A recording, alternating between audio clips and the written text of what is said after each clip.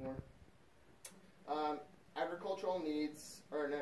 If the temperature continues to rise at the alarming rate that it is, agriculture could stand to have even more problems than what we've already seen.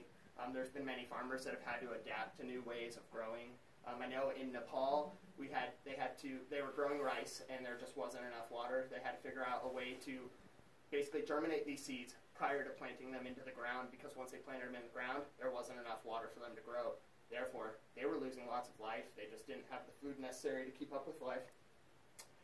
So agricultural needs are a major concern for many, because without it, we have no food. Many countries have had to make changes to previous processes in which have been proven methods, and they've really gone on for a long time.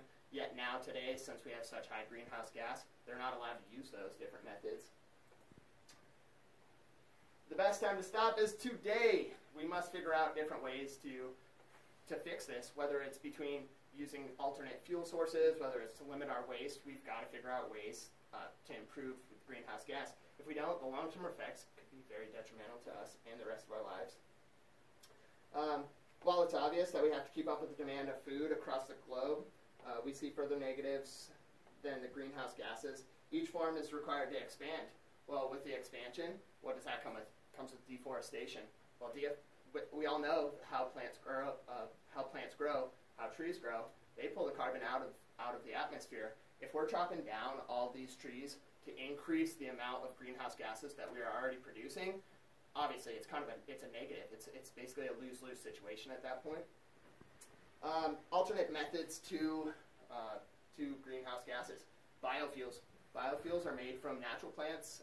They come from corn, they come from different rices, things like that. It's a different chemical process, but basically they reach the biomass within the object. You can harvest that biomass. That biomass is basically natural energy. It can be converted to, there's some cement plants that run on biofuels currently.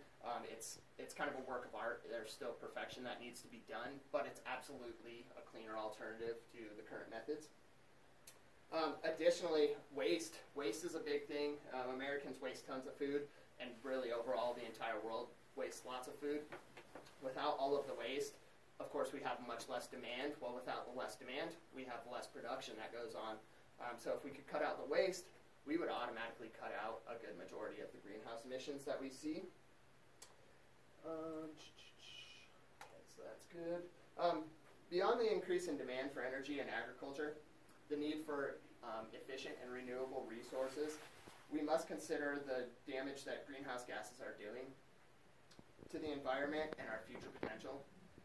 With further research into biofuels and better farming,